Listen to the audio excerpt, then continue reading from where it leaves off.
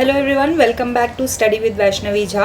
So in today's class, the chapter that we are starting is Transport and Communication.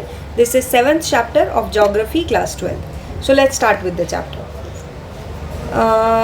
इसमें देखिए natural resources, economic activities and markets are rarely found in one places. अगर हम बात करें जितनी भी चीज़ें हमें चाहिए, मतलब कोई भी आपने अभी तक प्राइमरी एक्टिविटीज़ पढ़ा, सेकेंडरी एक्टिविटीज़ पढ़ा, टर्शरी एक्टिविटीज़ पढ़ा, तो इन तीनों में जो भी चीज़ें हमें चाहिए तो वो हमें सब चीज़ें एक जगह पे तो नहीं मिल सकती है. मतलब रॉ मटेरियल भी एक जगह पे मिल जाए, इंडस्ट्रीज़ भी वहीं पे हो, मार्केट भी वहीं पे हो. कोशिश की जा सकती है कि सब चीज़ें एक ही जगह पे हो, बट ये होना थोड़ा सा मुश्किल है. ठीक है, तो ऐसे में जो ट्रांसपोर्ट एंड कम्युनिकेशन है वो इस चीज़ पे काम आता है. क्यों? क्योंकि सारी चीज़ें एक जगह तो हो नहीं सकती. तो क्योंकि सब चीज़ें एक जगह नहीं है तो उन चीज़ों को एक जगह से दूसरी जगह पहुंचाने के लिए ट्रांसपोर्ट जो है वो काम आ सकता है. तो यही है इस चैप्टर का पूरा सार कि हम ट्रांसपोर्टेशन देखेंगे कि कौन सा मोड ऑफ ट्रांसपोर्टेशन कब चूज़ किया जाता है, कितने मोड्स होते हैं, कम्युनिकेशन क्या है, उससे क्या फैसिलिटीज़ मिलती हैं नहीं मिलती हैं, ये सारी चीज़ें हम इस चैप्टर में देखने वाले हैं. सो देखिए, natural resources, economic activities and markets are rarely found in one place. Transport, communication and trade establish links between producing centers and consuming centers. Transport, communication और trade जो है वो क्या काम कर रहा है, वो एक लिंक क्रिएट कर रहा है between the producing centres and the consuming centres. Market है ना, और जो अवेलेबिलिटी है रिसोर्सेज की उसके बीच में एक लिंक क्रिएट कर रहा है by transporting the products which are manufactured और raw material to the markets. ठीक है, the system of mass production and change is complex. Each region produces the item for which it is best suited. Obvious सी बात है, हर जगह हर item तो नहीं मिल सकता, लेकिन लोग तो हर जगह हैं, डिमांड भी हर चीज़ की हर जगह है. मतलब रॉ मटेरियल जो है वो, मतलब जैसे मान लीजिए आयरन, तो आयरन की ज़रूरत है तो सबको, लेकिन आयरन तो सब जगह अवेलेबल नहीं है ना, बट उसकी डिमांड हर जगह है. तो क्या होता है ऐसे में, ये प्रोडक्शन से डिमांड को मीट करने के लिए ट्रांसपोर्टेशन का काम आता है. तो ट्रेड और exchange of such commodities relies on transportation and communication. Likewise, the high living standards and quality of life depend on efficient transportation, communications and trade. इसी तरीके से जो हमारी लाइफ है, क्वालिटी ऑफ लाइफ है, वो डिपेंड करती है किन चीज़ों पे, ट्रांसपोर्टेशन पे, कम्युनिकेशन पे, ट्रेड पे. क्योंकि हम वही चीज़ें खरीद पाएंगे जो हमारे पास अवेलेबल होगी, या जो हम देखिए, या तो हमारे पास पैसा हो चीज़ें खरीदने के लिए, एक चीज़ हो गई, लेकिन दूसरी चीज़ क्या है कि वो चीज़ अवेलेबल भी होनी चाहिए. अगर कोई प्रोडक्ट अवेलेबल ही नहीं है तो हम उसे अफोर्ड कर भी सकते हैं, तो क्या ही फ़ायदा है जब अवेलेबल नहीं है. तो इसीलिए चीज़ें अवेलेबल होना बहुत ज़रूरी है, और चीज़ें अवेलेबल हो उसके लिए क्या ज़रूरी है, ट्रांसपोर्टेशन ज़रूरी है. ठीक है, आगे देखिए, in earlier days the means of transport and communication were the same. पहले ट्रांसपोर्टेशन और कम्युनिकेशन दोनों सेम ही चीज़ें होती थी, बट आज के टाइम पे क्या हुआ है, both have acquired distinct and specialised forms. आज के टाइम पे दोनों ने ही बहुत अलग अलग अपना, मतलब अलग डायरेक्शन में हो गए हैं, एक दूसरे से इंडिपेंडेंट हो गए हैं. Transport provide network of links and carriers through which trade take place. ये एक लिंक प्रोवाइड करता है जिसकी वजह से ट्रेडिंग हो पाती है, बिजनेस हो पाता है. ठीक है, ट्रांसपोर्ट को थोड़ा डिटेल में पढ़ते हैं. ट्रांसपोर्ट इज़ अ सर्विस और facility for the carriage of person and goods from one place to other. Transport क्या है? ट्रांसपोर्ट एक ऐसी सर्विस है, एक ऐसी फैसिलिटी है जो कि किसी पर्सन को या कि किसी सामान को एक जगह से दूसरी जगह पहुंचाने का काम करती है. किसके through? Using humans, animals, different kinds of vehicles. इसके लिए या तो ह्यूमंस है, जैसे रिक्शा पुलर्स वगैरह होते हैं, है ना, या फिर एनिमल्स है जो कि मतलब जैसे वो बैलगाड़ियाँ पहले के टाइम पे चलती थी, जो टांगे चलते थे, तो वो भी है ना, and different kind of vehicles. और आज के टाइम पे व्हीकल्स ही व्हीकल्स है. Such movement take place over land, water and air. और ऐसी मूवमेंट जो है वो लैंड पे भी हो सकती है, आज के टाइम पे वाटर, एयर हर जगह है. Roads and railways form part of land transport. अगर लैंड की बात करें तो रोड्स एंड रेलवेज जो है वो लैंड ट्रांसपोर्ट का पार्ट है, अगर छोटा डिस्टेंस है. इनफैक्ट अभी तो हाईवेज़ भी हैं, नेशनल हाईवेज़ हैं, तो लॉन्ग डिस्टेंस भी ट्रैवल हो सकता है. लेकिन वैसे अगर देखा जाए तो चीपर जो होता है वो रेलवे होता है. ठीक है। अब के टाइम पे अगर आप देखेंगे, जब हम रेलवे पढ़ेंगे तो वहाँ पे डिटेल में थोड़ा डिस्कस करेंगे, बट कॉरिडोर्स भी है जो कि सामान को ट्रांसपोर्ट करने के लिए अब बनाए जा रहे हैं। देखते हैं आगे इसके बारे में। While shipping and waterways and airways are other two modes. Shipping है ना, वाटरवेज और एयरवेज, ये दो अलग मोड्स हैं apart from roadways. Pipelines carry material. अब पाइपलाइंस जो लगती है, जैसे गैस की पाइपलाइन होती है तो ये सब नेचुरल गैस ट्रांसपोर्ट होता है, तो ये पाइपलाइंस जो हैं ये भी material like petroleum, natural gas और ओर्स इन लिक्विफाइड फॉर्म, इसको ट्रांसपोर्ट करने के काम आता है। ठीक है। Moreover, transportation is an organised service industry created to satisfy the basic needs of the society. Transportation क्या है? एक ऑर्गेनाइज्ड सर्विस इंडस्ट्री है। सर्विस यानी कि सर्विस प्रोवाइड कर रही है लोगों को, और ये क्यों की गई है create? To satisfy the basic needs of the society. Society की बहुत बेसिक नीड्स को फुलफिल करने के लिए की गई है। It includes transport arteries vehicles to carry people and goods. इसके अंदर क्या है? बेसिकली रोड्स है ताकि ट्रांसपोर्ट हम कर सके लोगों को, सामान को, and the organisation to maintain arteries and to handle loading, unloading and delivery. Loading, unloading, delivery जैसी चीज़ें जो है वो फैसिलिटेट करने के लिए ट्रांसपोर्टेशन प्रोवाइड किया गया है। Every nation has developed various kind of transportation for defence purposes. Her nation ने बहुत अलग अलग टाइप के ट्रांसपोर्टेशन बना रखे हैं डिफेंस पर्पसेस के लिए भी। Assured and speedy transportation along with efficient communication promote cooperation and unity among scattered people. ये जो स्पीडी ट्रांसपोर्टेशन है, ये जो एक जगह से दूसरी जगह पहुंचने का, जो आज के टाइम पे अगर आप देखेंगे तो रोड्स पे कितने काम हो रहे हैं, मतलब जो रोड्स बन रही हैं एक स्टेट से दूसरे स्टेट को लिंक कर रहे हैं। अगर आपको यहाँ से कहीं जाना है, मान लीजिए उत्तराखंड जाना है या जयपुर जाना है या आगरा जाना है, तो आप सीधा हाईवे पकड़ते हैं और आप 3 से 4 घंटे में, 4 से 5 घंटे में वो सफ़र आप तय कर लेते हैं। तो ये क्या है? ये आज के टाइम पे ये जो स्पीडी ट्रांसपोर्ट है, ठीक है, इसने क्या किया है? बहुत ही ज़्यादा लोगों को फैसिलिटीज़ प्रोवाइड की है, बहुत फैसिलिटेट किया है। ठीक है, उनका काम बहुत आसान कर दिया है। Modes of what is a transportation network? Several places join together by a series of routes to form a pattern. जब बहुत सारे नोड्स को जोड़ दिया जाता है, बहुत सारी लोकेशंस को, प्लेसेस को जोड़ दिया जाता है एक कॉमन नेटवर्क के थ्रू, तो उसको हम कहते हैं transport network. Modes of transportation. अब मोड्स ऑफ ट्रांसपोर्टेशन देखते हैं क्या क्या है।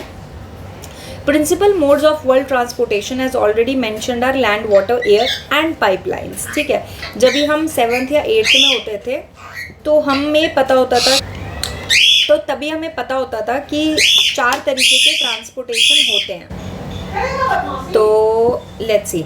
हाँ, तो एक्चुअली क्या है, मेरे घर में कुछ बर्ड्स हैं जो कि जिन्हें पता चल जाता है कि एक्सट्रीमली इम्पॉर्टेंट काम चल रहा है, तो वो काम बिल्कुल नहीं होने देते हैं, तो वो शोर करने लगते हैं। तो anyways, let's start with the video. So let's continue with the video. These are use for inter regional and intra regional transport. एक रीजन से दूसरे रीजन के मतलब ट्रांसपोर्ट करने के लिए यूज़ किया जाता है लैंड, एयर, वाटर और पाइपलाइंस को। हाँ, मैं आपको बताई थी कि जब हम छोटी छोटी क्लास में होते थे 7th 8th में, तो हम पढ़ते थे एयरवेज है, रोडवेज है और ये वाटरवेज है। बट अभी आपको एक और पढ़ना है ट्रांसपोर्टेशन का ज़रिया, जो कि होती हैं पाइपलाइंस। ठीक है, वो भी इसमें इंक्लूडेड होती हैं। और ये पैसेंजर्स और फ्रेट्स, मतलब पाइपलाइंस नहीं बट वैसे जो रोडवेज, एयरवेज और वाटरवेज है, वो पैसेंजर और फ्रेट दोनों को ट्रांसपोर्ट करने में हेल्प करती है। मतलब सामान और आदमी दोनों ही ट्रांसपोर्ट हो सकता है, एक जगह से दूसरी जगह जा सकता है। The significance of mode of depends on type of goods and services to be transported।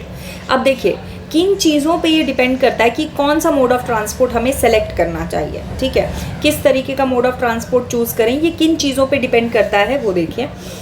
The significance of mode of transport depends on the type of goods and services to be transported. सबसे पहले ये देखा जाता है कि किस type का goods और सर्विस ट्रांसपोर्ट किया जा रहा है। देन उसके बाद कॉस्ट ऑफ ट्रांसपोर्ट, उसको ट्रांसपोर्ट करने में क्या कॉस्ट पड़ेगा। ठीक है, एंड द मोड अवेलेबल, और अवेलेबिलिटी किस चीज़ की। अब जहाँ जाने का ज़रिया ही ज़मीन बाय लैंड है, तो वहाँ पे हम वाटरवेज लेके तो जा नहीं सकते हैं, तो क्या मोड अवेलेबल है, ये भी बड़ा इंपॉर्टेंट हो जाता है। ठीक है, तो यहाँ पे क्वेश्चन भी एक बन जाता है कि list the mode on, list the significance of a mode, या ऐसा करके आप बना सकते हैं list the factors on which the goods and services that should be chosen या transport that should be chosen to transport the goods and services must be selected. चलिए तो इसका क्वेश्चन हम बना ही लेते हैं. इसका क्वेश्चन बन जाएगा, okay, list the factors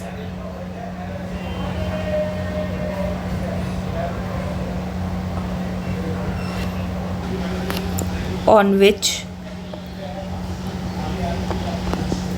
modes of transport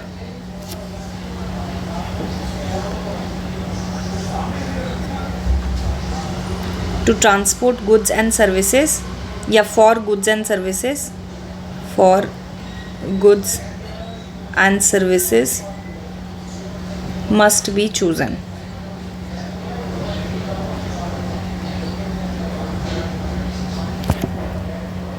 ठीक है, ये आपका हो गया क्वेश्चन. इस पे नेक्स्ट चलते हैं आगे. अब इसमें क्या है, international movement of goods is handled by ocean freighters. Road transport is cheaper and faster over short distances. Obvious ही बात है, अगर शॉर्ट डिस्टेंसेस की बात की जाए तो रोड ट्रांसपोर्टेशन एक चीपर मेथड है, ठीक है, and fastest over short distances. और शॉर्ट डिस्टेंसेस के लिए सबसे जल्दी हम रोड ट्रांसपोर्टेशन के थ्रू पहुंच सकते हैं. Door to door services provide करने के लिए भी जो रोडवेज़ है वो बहुत अच्छा ज़रिया है. रेलवेज़ की बात करें तो लार्ज और वॉल्यूम, जो मतलब एकदम बल्कि सामान होता है उसको ट्रांसपोर्ट करने के लिए रेलवेज़ बहुत अच्छा ज़रिया हो जाता है. Most suited for large volume of bulk material over long distances within a country. अब एक स्टेट से दूसरे स्टेट जाना है तो दो तरीका है, या तो नेशनल हाईवे पकड़े, ठीक है, अगर है अवेलेबल तो, और या तो रेलवे पकड़े. लेकिन अगर सामान जो है वो बहुत ही बल्कि सामान है तो सबसे सेफ और सबसे चीपर तरीका जो है वो रेलवे पड़ जाता है. High value light and perishable goods are best moved by airways. जो बहुत ही लाइट, बहुत ही पेरिशेबल, बहुत ही टेंडर सा सामान होता है उसको पहुंचाने के लिए एयरवेज जो है वो बहुत अच्छा ज़रिया होता है, और जिसमें सिक्योरिटी बहुत ज़रूरी है. ठीक है, सामान इम्पॉर्टेंट है और बहुत ही कॉस्टली सामान है ना, और बहुत ही टेंडर है, सॉफ्ट सामान है, और उसका जो वैल्यू है वो बहुत ज़्यादा है. इस तरीके के सामान को ट्रांसपोर्ट करने के लिए बेटर है कि आप एयरवेज जो है, जिसमें सिक्योरिटी भी चाहिए सामान को, तो Airways is a good means of mode of transport. In a well managed transport system these various modes complement each other. और जहाँ पे ट्रांसपोर्ट सिस्टम बहुत अच्छा होता है तो वहाँ पे ये सारी चीज़ें अवेलेबल होती है, तो बहुत अच्छे तरीके से ट्रांसपोर्टेशन हो पाता है, बहुत अच्छा नेटवर्क क्रिएट हो पाता है. ठीक है, अब स्टार्ट करते हैं लैंड ट्रांसपोर्ट को. Most of the movement of goods and services take place over the land. जाहिर सी बात है सबसे ज़्यादा लैंड ट्रांसपोर्ट यूज़ होता है. सड़क, हम घर से निकलते ही हैं सड़क पे ही. In early days humans themselves were carriers. शुरू में क्या था, ह्यूमन्स जो थे वो कैरियर्स होते थे खुद. Have you ever seen bride being carried on a palanquin. तो वो क्या होता है ना, पहले पालकी आती थी, उस पर ब्राइड को लेके जाते थे, तो आपने टीवी वगैरह में देखा होगा. बाय 4 पर्सन्स, है ना. लेटर एनिमल्स वर यूज, फिर बाद में एनिमल्स को यूज किया जाने लगा as beast of burden. Have you seen mules, horses, camels carrying loads of cargo in rural areas. तो कैमल्स, हॉर्सेज, म्यूल्स, इनको यूज़ किया जाता था ट्रांसपोर्ट करने के लिए सामान को, है ना. With the invention of wheel, लेकिन जब से व्हील इन्वेंट हुआ तो कार्ट्स वगैरह यूज़ किए जाने लगे, है ना, वैगन्स यूज़ किए जाने लगे, और ये इंपॉर्टेंट ज़रिया हो गया बिकॉज इससे ट्रांसपोर्टेशन फास्ट हो गया. उसके बाद the revolution in transport came about only after the invention of steam engine. और सबसे अच्छा जो हमने इसका देखा ना एग्जाम्पल, वो स्टीम इंजन देखा 18th सेंचुरी में. तो जब स्टीम इंजन बना तो स्टीम इंजन से ट्रांसपोर्टेशन बहुत ही एक्सट्रीम लेवल पे फास्ट हो गया in comparison two wheels, bullock carts, ये वो, इन सबसे ज़्यादा ही जो आपका स्टीम इंजन था वो काम कर रहा था. Perhaps the first public railway line was opened in 1825 between Stockton and Darlington. ये बड़ा ही इम्पॉर्टेंट है. पहला पब्लिक रेलवे जो है वो कब बना था, स्टॉकटन एंड डार्लिंगटन, स्टॉकटन से डार्लिंगटन जाने के लिए बना था इन नॉर्दर्न इंग्लैंड. ठीक है, and then onwards railways became the most popular and fastest form of transport in the 19th century. तो क्वेश्चन आप समझ ही गए होंगे. When was the first public railway line opened and which two cities were connected by it. तो ये भी हम क्वेश्चन लिख ही लेते हैं, इसको मैं थोड़ा और पतला कर लेती हूँ। हाँ, यहाँ पे लिख लेते हैं हम क्वेश्चन। कहाँ लिखें, कहीं लिखने की जगह तो मिले हमें, यहाँ लिख लेते हैं। चलिए, when was first railway line opened,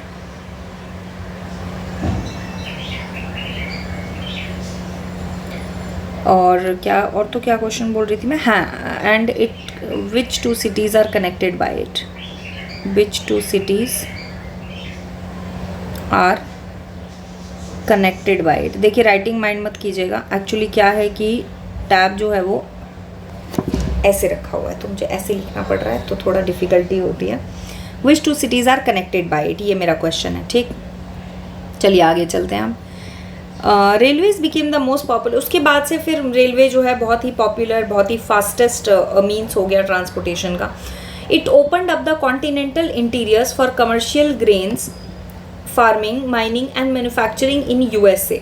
तो उसके बाद क्या हुआ, कॉन्टिनेंटल इंटीरियर्स ओपन हो गए, बिकॉज अब आप एक जगह से दूसरी जगह जा सकते हैं, लॉन्ग डिस्टेंस आप ट्रैवल कर सकते हैं with the help of railways. ठीक है, तो बहुत अच्छा हो गया, जो उपज हो रही है उसको आप एक जगह से दूसरी जगह लॉन्ग डिस्टेंस पे पहुंचा सकते हैं। The invention of internal combustion engine, फिर आया combustion engine.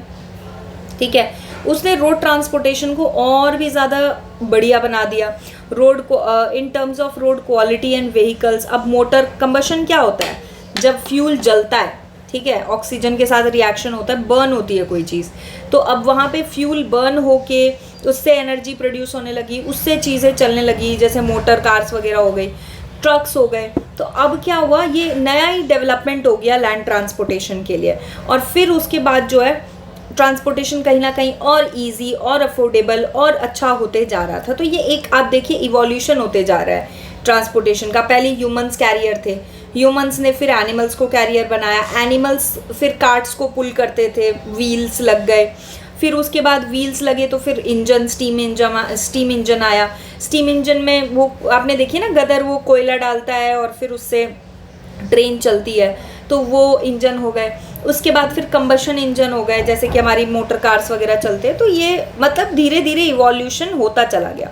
Among the newer developments in land transportation are pipelines, ropeways and केबलवेज।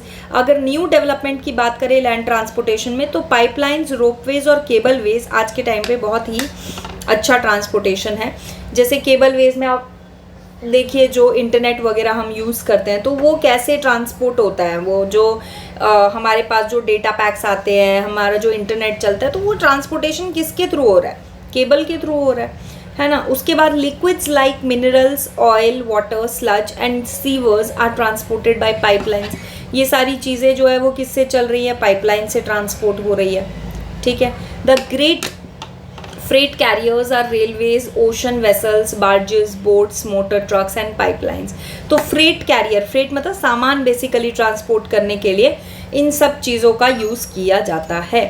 ठीक है, in general the old and elementary form like human, porter, pack animal, cart और wagon are the most expensive means. क्यों है expensive ये, because इसमें manual labour लग रहा है, और जितना मैनुअल लेबर लगता है उतना आपका जो है ना कॉस्ट बढ़ जाता है, बिकॉज कोई बंदा मेहनत कर रहा है तो पैसा तो लेगा ना, तो वही है। उसके बाद देखिए transportation and large freighters are the cheapest. फिर जैसे जैसे जो है, जैसे ट्रक्स आने लगे, बड़े बड़े व्हीकल्स आने लगे, तो फिर धीरे धीरे फ्रेट का जो दाम है वो कम होता चला गया।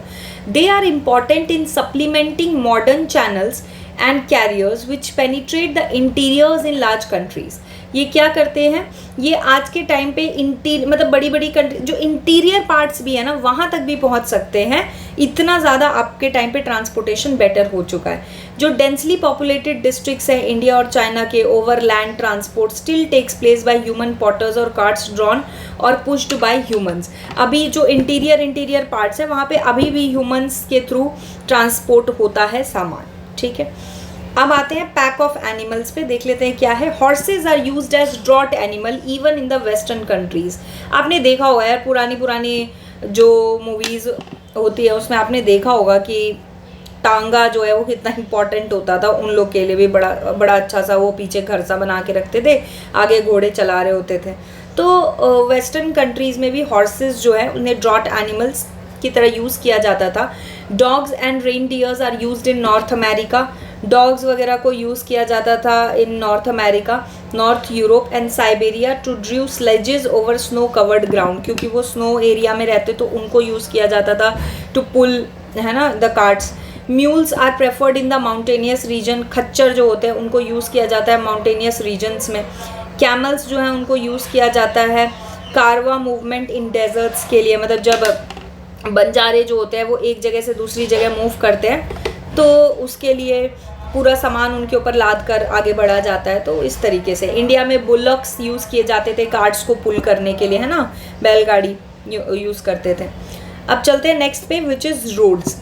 Road transport is the most economical for short distances compare to railways. बहुत इकोनॉमिकल तरीका है ये, खास करके अगर हम रेलवे से कंपेयर करें तो उसके कंपैरिजन में बहुत ही ज़्यादा इकोनॉमिकल तरीका है शॉर्ट डिस्टेंस के लिए।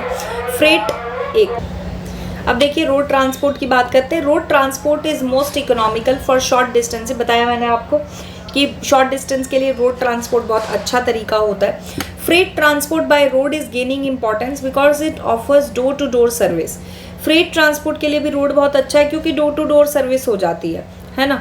But unmetalled roads though simple in construction are not effective and serviceable for all season. जो अनमेटल्ड रोड्स हैं, जो ढंग से बने नहीं हैं रोड्स, वो रोड्स जो हैं वो बिल्कुल भी इफेक्टिव नहीं है ऐसी सर्विसेज प्रोवाइड करने के लिए। During the rainy season these becomes unmotorable and even the metalled ones are seriously handicapped during heavy rains and floods. जो खास करके अनमेटल्ड रोड्स होते हैं, है ना, कच्ची सड़कें होती है, वहाँ पे बारिश के टाइम पे जो रोड ट्रांसपोर्टेशन है वो कितना डिफ़िकल्ट हो जाता है ना। तो सर्विस प्रोवाइड करना तो और ही ज़्यादा मुश्किल हो जाता है। जबकि मेटल रोड्स में भी प्रॉब्लम होती है, खड्डे होते हैं, पानी से भर जाता है, तो ये सब प्रॉब्लम्स होती हैं। बट फिर अगर मेटल में इतनी प्रॉब्लम्स है तो अनमेटल्ड में क्या होगा, तो ये चीज़ है। इन सच कंडीशंस जो है high embankment of rail tracks वहाँ पे बड़े काम करते हैं, बहुत ही एफिशिएंट साबित होते हैं, है ना। The efficient maintenance of railway transport service is an effective solution. तो उस टाइम पे रेलवे जो है बहुत अच्छा सोल्यूशन जो है वो साबित होता है जब आपकी रोड्स जो हैं वो इफेक्टिव नहीं है तब। But the rail kilometrage being small can not serve the needs of vast and developing countries at a low cost. Railway जो है वो अगर मान लीजिए आप बहुत ज़्यादा रेलवे यूज़ कर रहे, मतलब रेलवे वाला मोड यूज़ कर रहे हैं हर छोटे सामान के लिए, तो जो उसका मतलब कॉस्ट है वो बहुत मतलब लो कॉस्ट नहीं पड़ेगा रोड के कंपैरिजन में।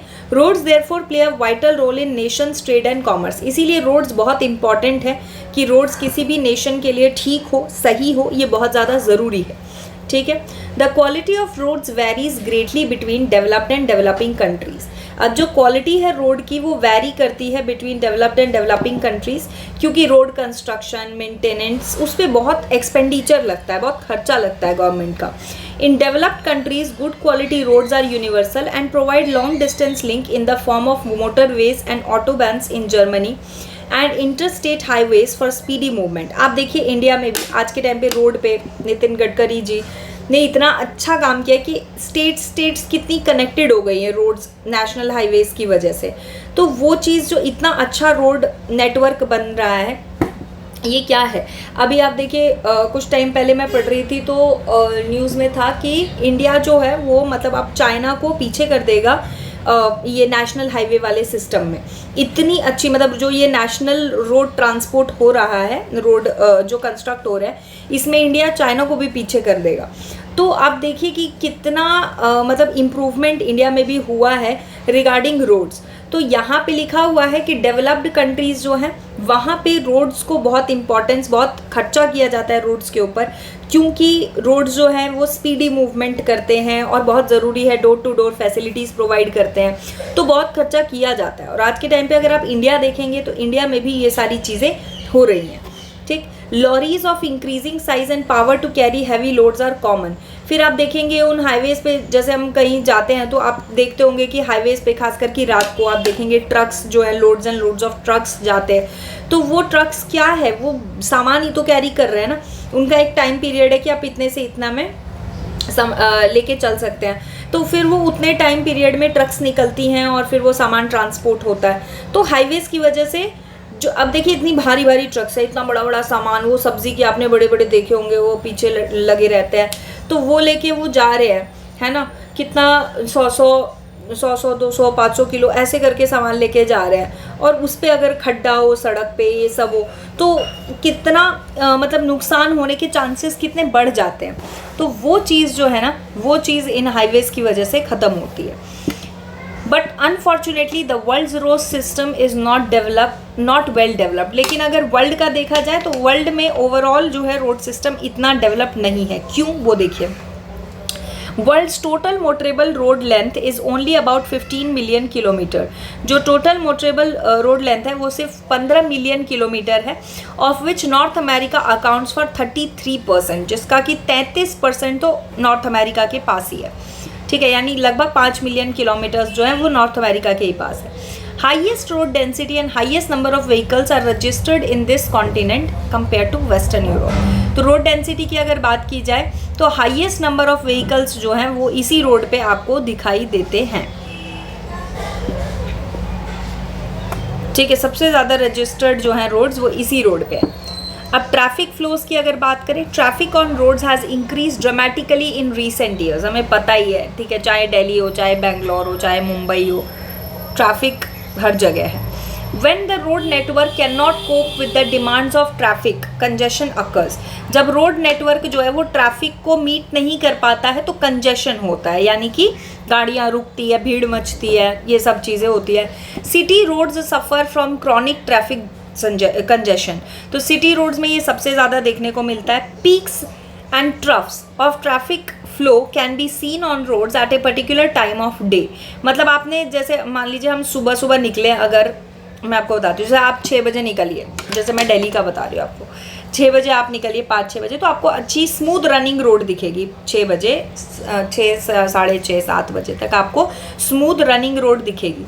बट अगर आप 7 बजे की बात करेंगे तो 7 बजे आपको थोड़ा थोड़ा धीरे धीरे 7 साढ़े 7 8 बजे तक, क्योंकि स्कूल बसेस निकलती हैं, है ना, लोग ऑफिसेज के लिए निकलते हैं, तो वो टाइम पीरियड जो होता है ना 9 बजे तक का, लगभग 9 बजे भी नहीं, 10 बजे तक का आप कह लीजिए, 10 साढ़े 10 तक का टाइम पीरियड ऐसा होता है कि एकदम हैवी ट्रैफिक होता है। आप कहीं चले जाइए, आप मेट्रो में भी जाएंगे ना, आपको भीड़ ही भीड़ मिलेगी। ठीक है, रोड पे चले जाइए, आपको इतना ट्रैफिक मिलता है, ठीक है, कि फंस के गाड़ियाँ निकलती है। उसके बाद आप फिर 11 बजे से आराम से, मतलब 12-1 बजे तक, 12 बजे तक 1 बजे तक आपको ठीक ठाक ट्रैफिक, स्लो ट्रैफिक मिलेगा। ठीक है, दोपहर में फिर वही हाल होता है। फिर उसके बाद शाम के टाइम में आपको थोड़ी सी राहत होती है 2 बजे से लेके 5-6 बजे तक। फिर उसके बाद शाम में, रात में फिर उतना ही ट्रैफिक होता है 8 बजे 9 बजे, क्योंकि लोग ऑफिस से लौट रहे होते हैं, तो ये सारी चीज़ें होती हैं। तो एक पर्टिकुलर टाइम पे आप पीक्स देखेंगे, एक पर्टिकुलर टाइम पे आप लोज देखेंगे। और अगर बारिश हो जाए तो बारिश वाले टाइम पे तो आप पूछ ही नहीं सकते कि कितना ट्रैफिक होता है, तो बहुत ज़्यादा ट्रैफिक होता है, खास करके बारिश के टाइम पे। तो ये सारी चीज़ें जो है, एक पीक्स और ट्रफ। पीक मतलब क्या हुआ, एक्सट्रीम ट्रैफिक, और ट्रफ मतलब क्या हुआ, एक्सट्रीमली लो ट्रैफिक, एकदम स्मूथ रोड। तो ये ना एक पर्टिकुलर टाइम में हम बोल देते कि ये टाइम है, अरे अभी बहुत ट्रैफिक होगा, हमें पहले निकलना पड़ेगा, ऐसे करके। तो peaks occurring during the rush hour before and after work. वही मैंने आपको बताया ना, ऑफिस जाने का टाइम, ऑफिस से आने का टाइम, बहुत ट्रैफिक होता है। Most of the cities in the world have been facing the problem of congestion. और बहुत सारी सिटीज़ हैं वर्ल्ड में, मैं तो इंडिया की बात कर रही थी कि दिल्ली हो, मुंबई हो, या मतलब आपका बेंगलोर हो, जहाँ पे सुना है, मैं तो दिल्ली का जानती हूँ, लेकिन बेंगलोर, मुंबई, इसका हम सुनते हैं। बेंगलोर तो सबसे ज़्यादा ट्रैफिक वाला सिटी है, और मुंबई भी, जितना वीडियोस देखते हैं और जितना मैंने सुना है, मुंबई में भी यही है कि 15 मिनट के रास्ते में भी 1.5-2 घंटा लग सकता है, इतना ट्रैफिक होता है। तो ये चीज़ है। ऐसे ही दिल्ली भी है, उत्तम नगर में आप फंस जाइए, नजफगढ़ पे फंस जाइए, तो फिर आप फंसे ही रह जाएंगे। तो ये चीज़ है, ऐसा एरिया होता है। तो ये कंजेशन है, और ये कंजेशन क्यों होता है, जब रोड्स ट्रैफिक को मीट नहीं कर पाती तब होता है। ठीक है, हाईवेज पे आते हैं। Highways are metal roads. Highways एकदम मक्खन जैसी रोड होती है, ठीक है, कनेक्टिंग डिस्टेंट प्लेसेस, और ये दूर के एरियाज को कनेक्ट करती है। They are constructed in a manner for unobstructed vehicular movement. ये इसी तरीके से बनाई जाती है कि एकदम फ्लो जो है ना गाड़ियों का, वो रुके नहीं। अब देखिए, नेशनल हाईवेज पे गाड़ी एकदम 80-100 ऐसे चलती है, ठीक है, स्पीड में चलती है फुल, और कहीं कोई प्रॉब्लम नहीं आती, मस्त लोग जाते हैं। इसीलिए 3-4 घंटे में ट्रैवल कर लेते हैं, इतना लंबा लंबा डिस्टेंस है ना, 300-400 किलोमीटर होता है, लेकिन फिर भी 4 घंटे में आराम से ट्रैवल कर लेते हैं। तो ये क्यों कर पाते हैं? बिकॉज गाड़ी में स्पीड होती है, और ये स्पीड इतनी स्पीड में, आप देखिए दिल्ली में अगर बात करें दिल्ली की, तो दिल्ली में आप ना गाड़ी चला, मतलब आपको ना कई बार तो ऐसे होता है कि खाली मतलब क्लच पे ही गाड़ी चल रही है, मतलब आप स्पीड नहीं पकड़ सकते बहुत ज़्यादा।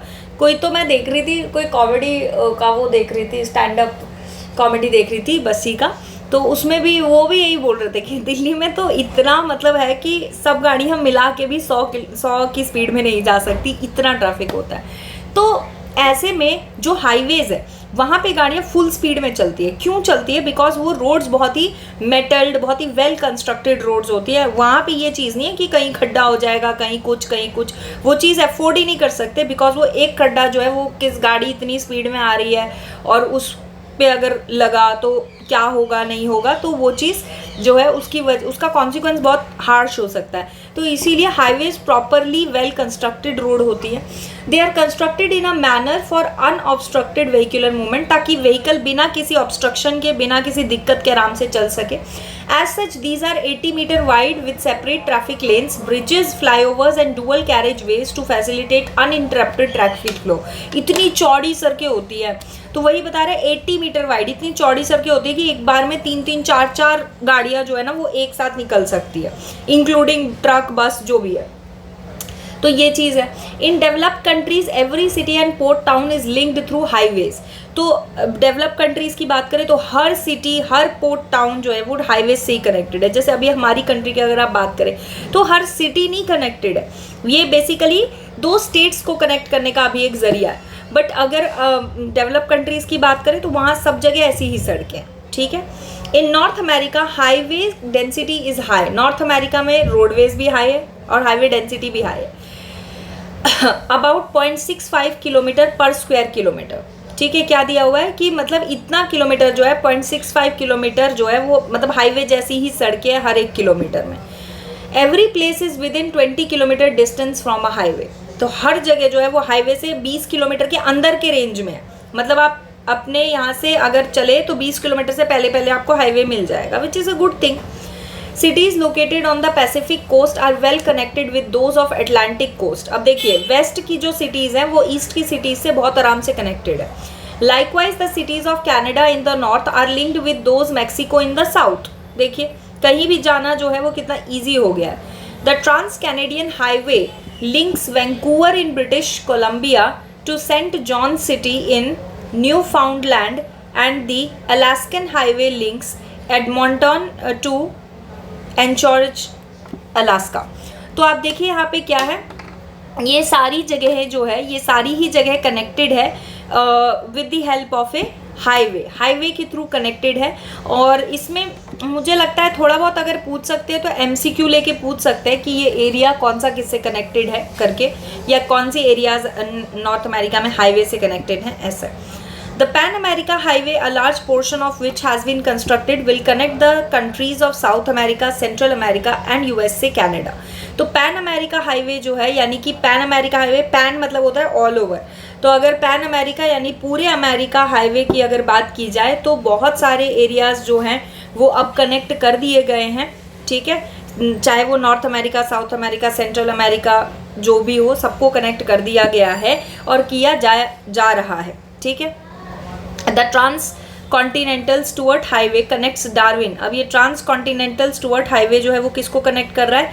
डार्विन को कनेक्ट कर रहा है मेलबॉर्न से via Tennant Creek and Alice Springs in Australia. देखिए क्या कनेक्शन बिठाया ऑस्ट्रेलिया से अमेरिका कनेक्ट करने के, ऑस्ट्रेलिया में ये आपको कनेक्शन। अभी USA का हमने पढ़ लिया, अमेरिका का, अब ये आपको ऑस्ट्रेलिया क्या दिया हुआ है कि जो ट्रांस कॉन्टिनेंटल स्टुअर्ट हाईवे है ये डार्विन नॉर्थ कोस्ट है, उसको मेलबॉर्न से और वाया टेनेंट क्रीक से होता हुआ एलिस स्प्रिंग्स ऑस्ट्रेलिया में जाके ये पूरा कनेक्ट करता है।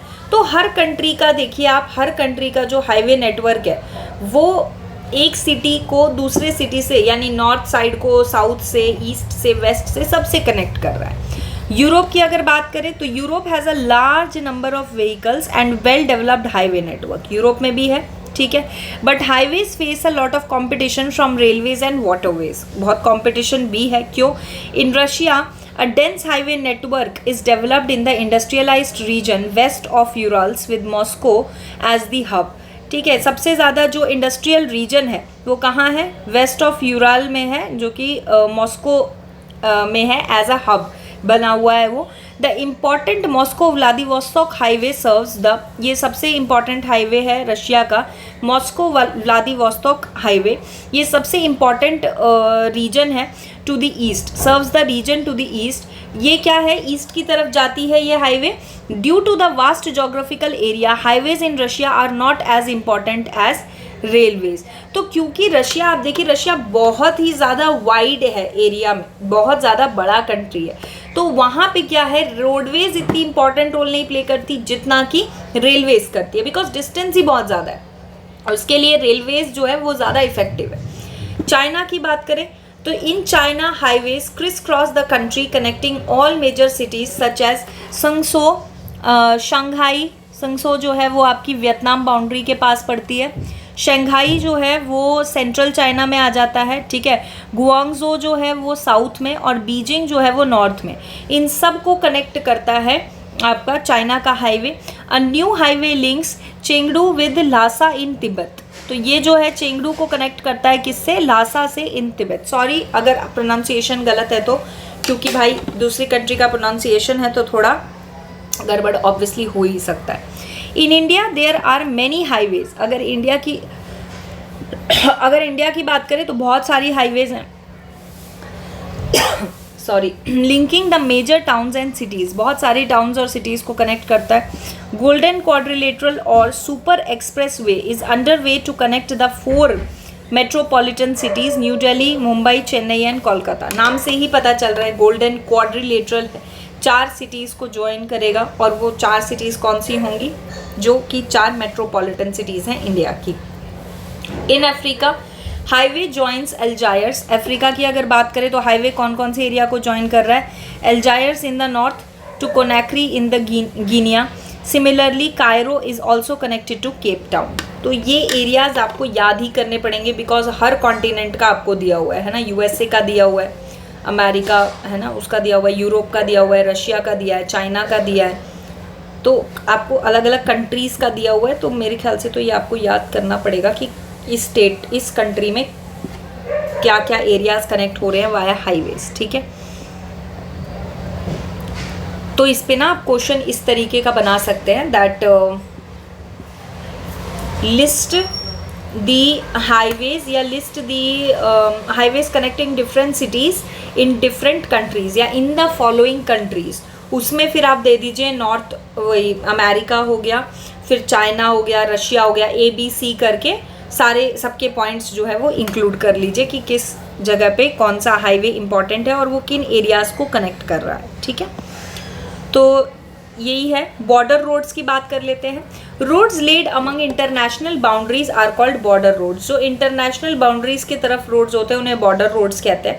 दे play an important role in integrating people in remote areas with major cities and providing defence. बहुत इंपॉर्टेंट रोल प्ले करते हैं डिफेंस के पर्पज़ से भी और लोगों को जोड़ने के पर्पज़ से भी। Almost all countries have such roads to transport goods to border villages and military camps. जो बॉर्डर विलेजेस होते हैं या जो मिलिट्री कैंप्स होते हैं उन्हें बॉर्डर रोड्स के थ्रू ही सामान भेजा जाता है। तो बहुत important role border roads play करते हैं, ठीक है।